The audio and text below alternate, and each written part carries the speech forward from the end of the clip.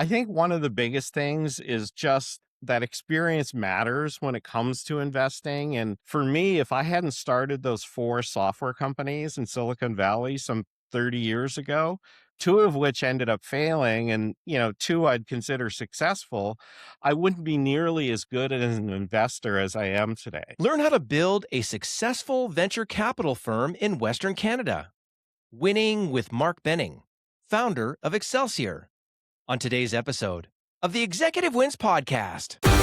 Welcome to the Executive Wins Podcast, where senior leaders share their biggest wins so you can get inspired and grow your business. Here's your host, Gordon Shepherd. Welcome to the award-winning Executive Wins Podcast. I'm your host, Gordon Shepherd. Today, we are lucky to be joined by Mark Benning, founder of Excelsior, a venture capital firm that invests in fast-growing AI software companies in Canada. You can learn about their work at excelsior.vc. That's excelsior.vc. On this episode, you'll learn about one of Mark's biggest wins as the founder of Sprout Fund, an Edmonton-based venture capital firm that invests in innovative seed-stage technology companies in Canada. From raising $1 million to start the fund, to finding the 10 initial companies to invest in, to delivering a 4x return to investors, Mark shares deep insights into what success looks like for a new fund. He also talks about the importance of having work experience in a startup before you become an investor, because it helps you to develop empathy and pattern recognition for what will really work. In addition, Mark emphasizes the importance of being helpful to everyone that you meet along the way, especially entrepreneurs, because those relationships can lead to even more investment opportunities in the future. This episode is must listen for anyone who wants to start a fund and make it successful. I also want to let you know that today's episode is brought to you by the Executive Team Scorecard, a valuable tool to help you fully align your leadership team so you can make your company more profitable. Because if each person on your leadership team isn't on the same page, well, then stress levels go up, projects get off track, and your company loses money. And that's why this 10-minute scorecard is so valuable, because it will ask you to rate yourself on a scale of 1 to 10 on key areas, including alignment, speed to decision-making, accountability, communication, and trust. Then you can compare your score to the score of the other leaders on your team to find out where each person is at, and then give yourselves the opportunity to align that area quickly. Because your business cannot afford to have a leadership team that isn't getting along. To download this free resource, visit the homepage at executivewins.com and scroll down to the bottom. Or if you'd like me to send you a copy directly, then send an email to gord@executivewins.com. That's gord@executivewins.com. I also want to say thanks to you, because the Executive Wins podcast now has more than 56,000 views on YouTube and over 570 hours of watch time, along with more than 2,500 audio downloads on Apple Podcasts, Spotify, and wherever you listen. And of course, I am so grateful that the show won the Best New Podcast Award in the Quill Podcasting Awards in its first year of production. I also want to remind you that this interview follows a specific format that I created called The Anatomy of a Win, to help you learn the strategy, work plan, people, operations, and results behind every business win that you hear on this show. Because when you master this framework, your business will become more profitable. And now here's Mark Benning with his executive win. Mark, welcome to the show. Thanks, Gord. It's great to be here. Well, it's really lucky for us to have you here with the investor chops that you bring, the sort of studied pedigree that you bring, the lived experience, exit experience, and all that sort of M&A and type of things that you have, and the future that you're building in terms of investing in AI startups. I think we're going to touch on some of those things along the way. I don't know if you're going to throw in that professional hockey career or not, but we might need to find out some of those things too. But, you know, Mark, there's a lot of people that haven't met you. So if you had to introduce yourself, what would you say? Sure. Thanks, Gord. So I'm Mark Benning. I was born and raised in Delwood in Northeast Edmonton. I'm currently the managing partner of Excelsior.vc. We invest in AI startups in Canada and the US. And my most recent investment was a company called Lila.ai in Boston. Previously, I founded and led Sprout Fund and Sprout Fund 2 in Edmonton, investing in software startups across Western Canada. I'm still the general partner of Sprout Fund, which we'll talk about more later. But before that, I founded and led four venture backed software startups in Silicon Valley, California over a 20-year period. And educationally, I've got an MBA from Stanford, an economics degree from Harvard, and I also studied electrical engineering at the University of Notre Dame. And there Interesting. is some hockey in that background, but we'll talk about that later, maybe. Yeah, there fair enough. And so what's this? I just have to ask, listening to that sort of track record that you've thrown together, it's so fun when we get someone who's, yeah, thanks for putting 4 or 5 decades together and making it work. But what's this interest in starting things and building things? I mean, that's a unique talent set that you've been able to do. It's one thing to do it once. It's one thing and to do it twice, but then to do it multiple times or be in the position where your dollars invested would be well invested. You know what I mean? You would make good selections based on that track record that you built up. What is this interest in building and sort of helping to invest in things? Yeah, that's a great question. I think if I could point back to my history almost, my father, my grandfather, they were both farmers and grew up on farms. And there's something in the sort of Western tradition of farming is basically a startup. You're every season creating, you know, new crops, trying to harvest them, trying to make some money off them. And it's repeated time after time. I grew up a city boy, but I think that background and being in Edmonton also Alberta's a very entrepreneurial community. So that it had a lot of influence on me. And then, after I got out of Stanford Business School, my goal was to be an entrepreneur, to start a company. The first one went pretty well. And that led to the second one, which we started during the dot-com boom, raised about $50 million for it, ended up, suffering through the dot-com bust and shut the company down at the end. And that, almost you could call it failure, led to the desire to try another one and then another one. And what sort of brought me out of the startup phase is I started angel investing in other companies. And I love that activity now, where I can help entrepreneurs build their companies into bigger ones and be successful. Isn't that interesting? So, really that farmer background is funny. I remember I got lucky. They put a city kid on the farm after grade 12. I got to go do that 9 weeks. I got to work on a farm with a wonderful man who became a mentor of mine, Roy Pennington, and got Oh, to see cool. him go through his trials and tribulations of when to get those combines out to work and do those things. But that's exactly what he was doing every year, was reinventing, which crops to plant and what it was. So you got that honest earned history in the family. And then you came out and you knew it was entrepreneur right away, because Stanford, a lot of options when you're coming out of that type of, that sort of history, but you knew entrepreneur right away. And then you got into some scenarios where went through your peaks and valleys, pretty earned licks along the way to go through those big moments and, have a down period. But then something in you wanted to sort of spark up again. Boy, we could talk on and on, I'm sure, about each one of these things along the way. But I got to jump into the interview here and say, if you had to pick one of your biggest wins along this journey, what would that win be, and how would you describe it? Yeah, I think the biggest win of my career was founding and leading Sprout Fund back in 2018, back here in Edmonton. At the time, I had just moved back to Edmonton from California, where I had been for probably about 25 years. And I noticed this dire need for startup capital in the local entrepreneurial ecosystem. So I started talking to a local entrepreneur and business leader named Lindsay Dodd at an Edmonton angel investor meeting. We started talking about the idea to form a small venture firm based in Edmonton. And that eventually led to Sprout Fund and us raising $1 million for us to invest in about 10 companies across Western Canada.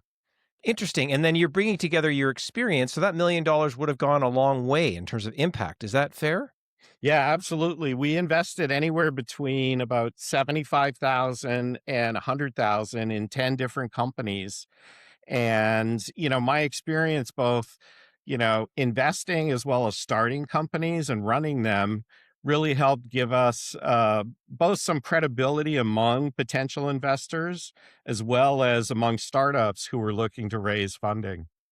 What a nice bridge to build in there, and what an interesting place to set up shop. Because if you already had the taste of the Silicon Valley ride, I mean, that's its own drug, I think, for people that have gone in the ups and downs in that world. But here you are in Edmonton, really, like you said, that undercapitalized area where we have breakout entrepreneurs in this region. They're going to break out no matter where they were in the world. Some of those big success stories, but you're in there able to help maybe some of those other folks along the way as well, including raising the money. Because again, we're not talking, we're talking about this, what it takes to raise $1 million, what it takes to get a cohort of investors together, and you were able to kind of pull that off. Well, that's really interesting. So it makes me want to jump into what I call the anatomy of a win. So starting the Sprout Fund was the win, and essentially you got all these sort of stakeholders involved.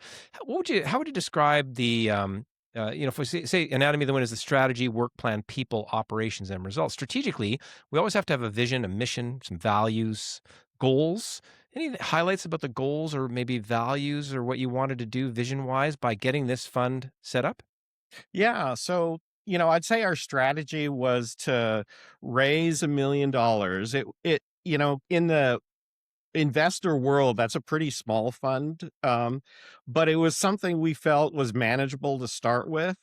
And we reached out to, the goal was to reach out to individual investors and use the money we raised to invest in, promising companies, mainly software startups in Western Canada. So we were mainly focused, I'd say, on Edmonton, Calgary, uh, Kelowna, and then the Vancouver, Victoria area. Um, and, the goal was to find these promising companies that could grow into much bigger companies and could generate these outstanding returns for our investors. Yeah, it sounds so glamorous, right? We'll just raise $1 million. It's easy sailing, right? This scouting for, if we talk about the hockey analogy, like finding those companies, what's it like to try and get out there? And it's not like you've got a $10 million marketing budget. Do you know what I mean? To be a big Oh, magnet out there and put up a huge billboard. That's a really lean kind of approach to investing that you're describing. And then how did you go about, finding those 10 that you mentioned? yeah, that was my main focus at the fund was finding these promising startups that we could invest in. And, I think of the 10 companies we did invest in, I sourced 8 of the 10, that we made investments in. And really it was by tapping my network of entrepreneurs that I knew, other early stage investors who could be co-investing in these companies with us, as well as key service providers. I have some very close lawyers, accountants, consultants that, referred companies to us. And it's also the situation where once you raise money and announce that you have a fund, we also got a lot of inbound interest from companies that wanted to get an investment. So that combination of things really led to us finding these great companies. So you set the table. You're here in Edmonton. You want to do it here. You want to do something. There's something about Canada, Western Canada, something in there, like again, because you could set this sort of thing up anywhere. Sorry, what's the regional aspect of this? Is it you wanted to do this in Edmonton for a reason? Yeah, I had, just being an Edmontonian born and raised and growing up here, it was something that when I came back to Edmonton about, I think, 8 years ago now, I just saw the need for it and really wanted to focus on helping local companies, become, able to go after a worldwide market.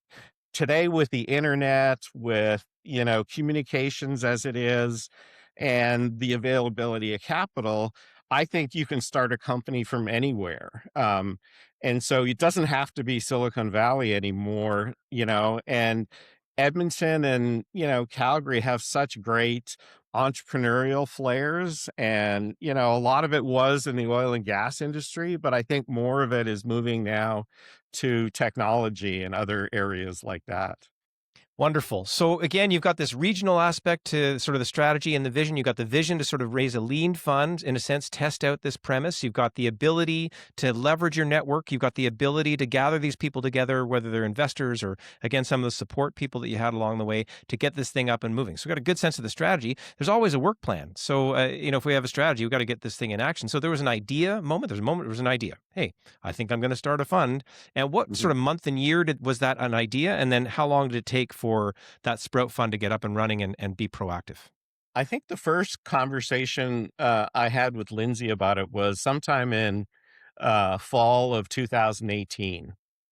Um, and, it took a few months of noodling back and forth, discussing the idea and the concept.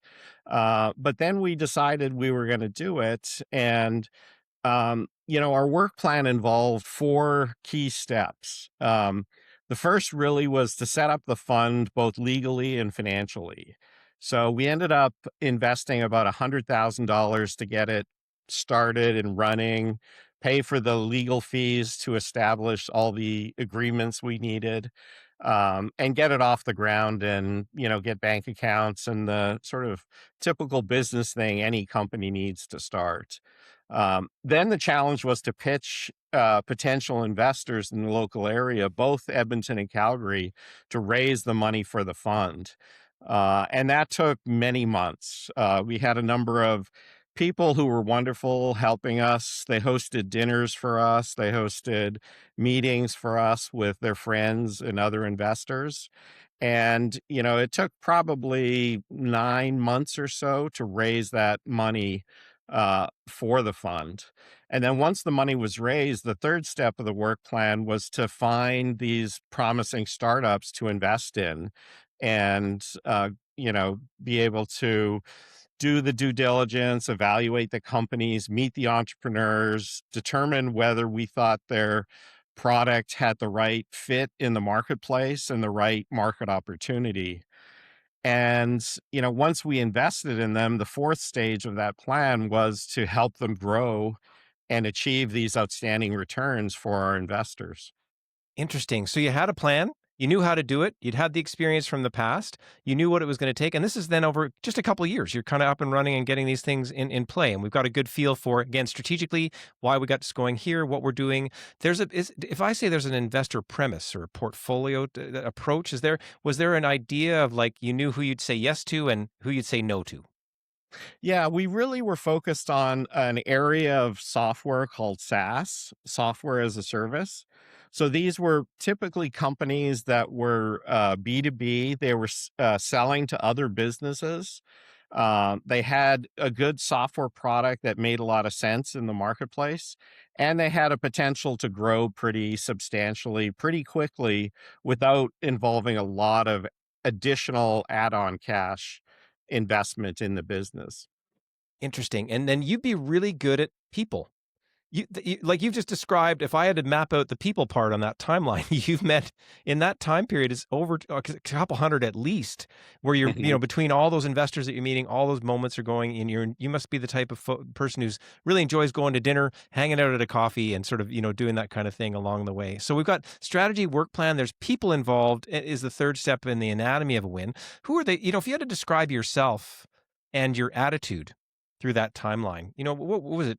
Easy sailing, ups and downs. How would you describe your own attitude through that one? Uh, yeah, I'm naturally an optimist, so I tend to see the glass half full rather than half empty.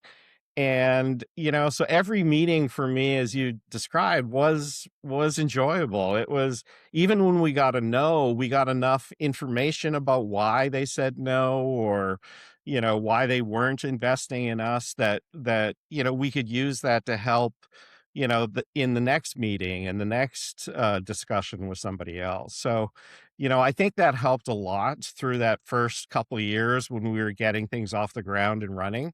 And then in talking to entrepreneurs, I love like hearing about their vision for the future and, helping them in any way I can by introducing them to others or things like that. So, my perspective tends to see the silver lining in things rather than the risks and potential failures involved in it. So that really helped along the way. How lucky to have an optimist in those conversations. Those are dicey moments. These are not fully established companies where it's all, where they're moving through their latter stages of being successful. They're in that middling, what I mean, just middling. They're ready for you, you're ready for them. And so it's a bit precarious along the way. So there's other people involved as well in having a win like this. So if you had to sort of name or at least let us know kind of what the roles were of the other people and their attitudes, would you describe the investor group? For example, would you describe some of the other who are some of the key people that made this win occur? Yeah, so I would say the first would be Lindsay. He had both extensive startup experience and very strong leadership experience. He's great at governance, and so he was someone that both helped in the setup and structure of the fund itself, as well as he had a great network especially in Edmonton, of business executives, potential investors, and things like that that really, really helped get this off the ground. So he was one of the key people involved in that process. Interesting, and Uh, you would have run into all kinds of investors if we had to make a laundry list. You know what I mean? I don't mean to sort of dig them mhm. all up, but there's a bunch of other people that are involved there, and then there's some of the entrepreneurs in your early days that would have been key players in there. Any memorable ones along the way that helped this make this win occur? Where they were the right investor, right entrepreneur, right time for going together with what you were trying to do? Yeah, one I'd like to mention is Tim Rejnier. He founded a company called Smart Access based in Edmonton. And he had this great relationship with Home Depot, and they had a contract with Home Depot.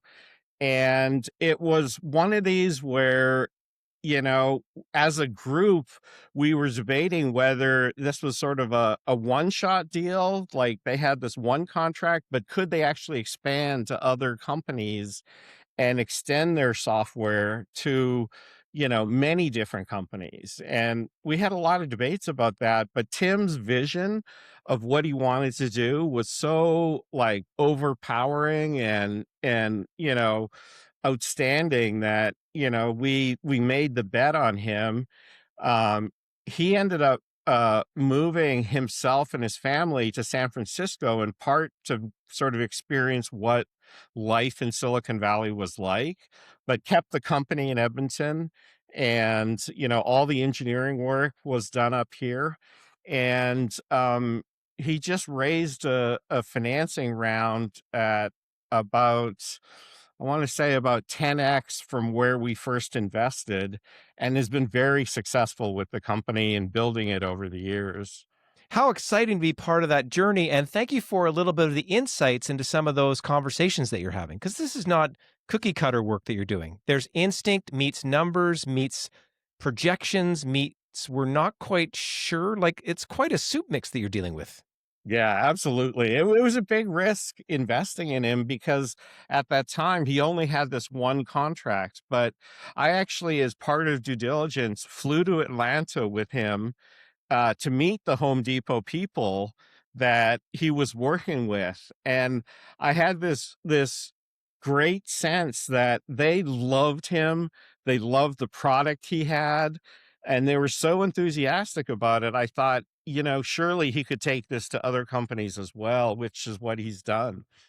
Interesting. And so you got to be a part of that journey. And then again, we're seeing what does it take as an investor? You don't just sort of stay on the phone or, wait for those emails to come in. You actually sort of boots on the ground. You go and get a full feel. So when we talk about doing your due diligence, that's the level that you need to take it to. Well, that's interesting. So strategy, work plan, people. There's lots of people involved. And again, we could go, I'm sure, on and on and on about the other companies and the other people that are involved. You have to operationalize something anytime we get a win, right? There's that thing, you Mhm. got it up and running. And then we've heard a little bit about it along the way. Any operational highlights that you'd like to point out along the way that made this a win for everybody? I think part of it was tapping into some previous experience I had.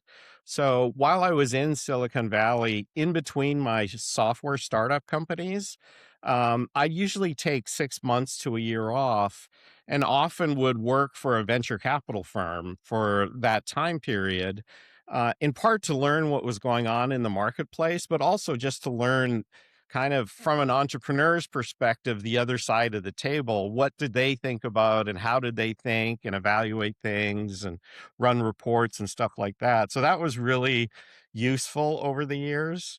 So I was able to bring a lot of that into, Sprout Fund and be able to, share that with my partners and be able to, implement some of those things in our fund. Interesting. And so we've got, you mentioned Mr. Dodds, the idea of this leadership experience, his own background experience, his strong network. You've got your own Silicon Valley experience. You've got this VC exposure as well. So you're sort of covering off all aspects along the way. I have to ask about, it's funny about VC approach, or just to ask, is there a multiplier that's sort of common? I mean, I don't mean to say Dragon's Den to limit this conversation, but what's sort of the, when you're going to operationalize this and you're asking for investors to come in and join your fund in a sense, what are the expectation levels that you can set that are both, I'm going to say, monetary satisfaction, almost Canadian in a sense? Like, what's sort of, how do you set expectations for people that get together with you? Yeah, that's a really important question because that's what a lot of the investors asked us, what were we expecting to produce with a fund like this? And I think at the time we were talking about, sort of shooting for returns of about 3 to 4x on their initial investment, and that would be over a course of 10 years or so from the outset of the funds to its completion. um and our results so far have been quite outstanding. We're actually currently at about 4x right now, from that first $1 million we raised. And some companies are doing exceptional. We've had a couple that ended up shutting down and didn't work out, but that's sort of par for the course for a venture capital firm. And those, I think, results could get even better over the next 3 to 4 years here, as those some of those companies realize exits, either get acquired or maybe IPO, and and can produce those results. Interesting, because we hear a bit of bit of their timeline expectation in there too. It's not, this is not a 1 year 3-4x kind of turnaround. This is a, we're going to go hang out for 10 years. So you Yeah. also got to want to hang out for 10 years. I mean, I'm sure there could be some quiet investors that just want to see the returns, but there's something about the nature of bringing this group together that would be important, I would think. Yeah, it was, part of our pitch was to support the investing community in Edmonton Mhm. and the area. And so it was not a large investment from any one investor, but combined, we ended up having about 50 investors altogether, to produce the $1 million fund. And they wanted to see a return on it. And I think so far we've been able to deliver that and potentially even exceed their expectations with it. Interesting, and it speaks to future work and unlimited runway for folks like you, right? Where this, like, this isn't your last rodeo, because you can always spark these things up and see how things are going. But it sounds like your enthusiasm is as high as it's ever been for this kind of thing when you're describing it as well. Strategy, work plan, people, operations. Finally, there's results. So quantitative results and qualitative results. Quantitatively, you've mentioned that the fund is, getting to that 3-4x zone at this kind of moment. You've got some, I'm going to say, if I say winners or companies within the portfolio that are succeeding, some that have not, which is a natural thing. Any other quantitative highlights that you like to point out for this type of win? Um, I think those are the big ones. The other thing I want to just emphasize is being able to help these entrepreneurs along the way.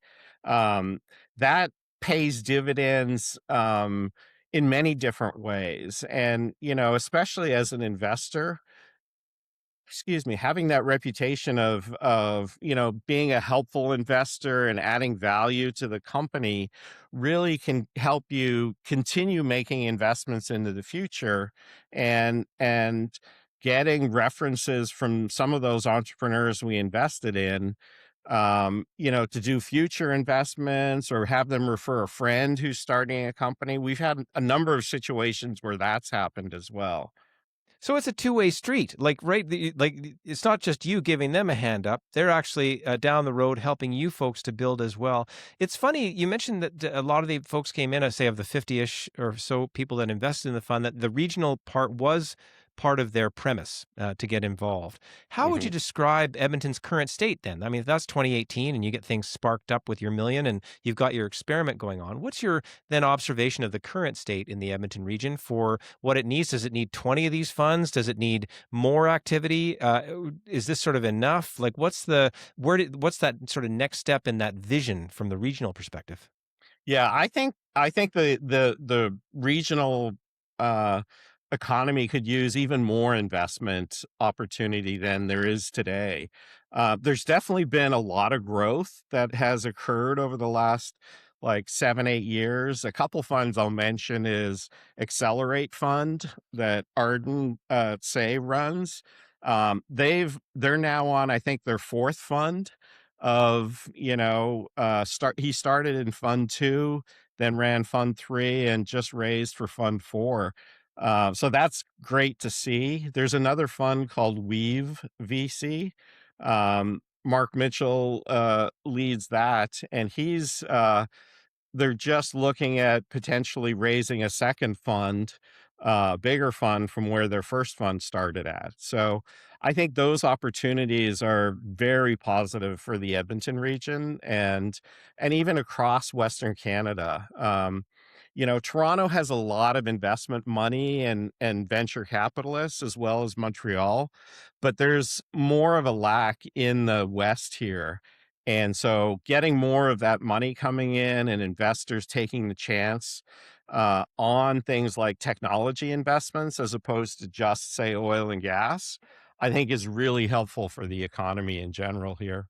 Well, thanks for being a bright light. I can't agree more. When we hear about diversification or what does it take, but you're talking about how to get it done. And you're putting in the time to get it done, to create that diversification. And then again, that these tech investments that you said now are borderless. We're in a time where you don't Mhm. need to be here. And yet I've seen people on panels, kind of panels that I've seen you be on, for example, say, gosh, how do we keep our young people invested in the region? Is a huge, is that part of what you're thinking about as well? Yeah, absolutely. One company I'll mention is Jobber, who is, grown phenomenally over the last, 8 years I've been in Edmonton. And they've got a lot of people in Edmonton that they're able to stay here and work here and still work for an exciting, no longer a startup company, but an exciting technology company. So I think getting more of those type of companies built in this area and, continuing to stay here is just going to be overall positive for the whole economy. Thanks so much for mentioning that because again, you can hear that it's more than the raise that you did. And if you folks are, if I say pioneers, but you know what I mean? Like I don't know how many funds there were before you got there, but it would have been one of those important funds to help, like you said. Now there, and it's not that there aren't others, but this sort of joining of the multiple funds and what it can do for so many different reasons. And then you can see where you're on. Well, a lot of leaders listen to this show, and it's interesting to me to have sort of a VC leader here. So if you had to describe kind of what it takes to be a VC leader, what are some of the main things that you would mention to someone, say, who's working, it's someone working for a VC and they want to get better at it, or, it's someone, but VC leadership would be very distinct. So any comments on VC leadership itself? Sure. I think one of the biggest things is just that experience matters when it comes to investing and also helping startups grow and succeed. For me, if I hadn't started those four software companies in Silicon Valley some 30 years ago, two of which ended up failing and, two I'd consider successful, I wouldn't be nearly as good as an investor as I am today. And that experience, having started a company or even working at an early stage startup, I think is invaluable to becoming an investor, because you see what it takes to build a company, to raise money for a company, to grow a company. And those are such important pieces of, the startup life and of investing, that having gone through that experience yourself really gives you a lot of both empathy and recognition, sort of pattern recognition of what makes a good startup and potentially very successful one. So that'd Empathy. be one of the key lessons, I'd say. Yeah, empathy and recognition. Isn't that lucky? The pattern recognition. That's another one that could be a title of a book that I think we would sort of help you and your fellow investors put together, because there would just be so many strong anecdotal and, pieces in there that are, put together that soup mix to make good soup in terms of what you guys are talking about. That's really, really good. Any closing thoughts that you have for, again, the region or VCs or other people in this area as you sort of think about this Sprout Fund win and then maybe what you want to see in the future? Yeah, I think this is such a great area to be able to be an investor and be an entrepreneur, that I just want to see more of it happen over the years. And, I think, Mark Carney is doing some things to help the entrepreneurial ecosystem across Canada. And I think that's really smart and important that the government, doesn't get too involved, but provides some of the resources needed to get some of these programs going and investments made in companies, and building this entrepreneurial ecosystem within not just Western Canada, but across Canada. That's a great sentiment to get here at the end of the interview. And it's interesting about there's north south where we've had our economy, we've had our upsets in the last little while as the global thing changes, and we think east west. But in fact, what you're involved with is not even necessarily, it's borderless for where you're making your primary investments and making things occur. Well, we could talk on, but Mark, I want to say thank you so much for being on the show. Oh, thank you, Gordon. I appreciate it. It was a great interview. I really enjoyed it. Thanks again. Use your experience to pick winners and deliver strong returns for your investors. Be empathetic and helpful, and be bold with your vision to help build a strong investment community in Western Canada.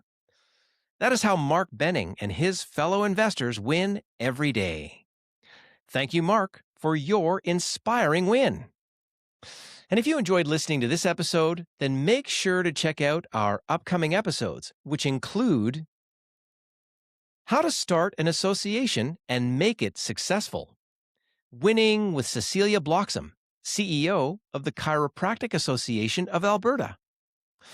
And if you want to learn how the Executive Wins services like coaching, training, and facilitation can help to align your leadership team so they can get more profitable results, then visit executivewins.com to learn how. You can also subscribe to the Executive Wins newsletter to stay up to date on the podcast, live events, education opportunities, and more. Visit executivewins.com/newsletter to sign up. And if you enjoyed today's episode, be sure to rate, review, and subscribe, and share it with a fellow leader. And don't forget to check out our resources and links in the show notes.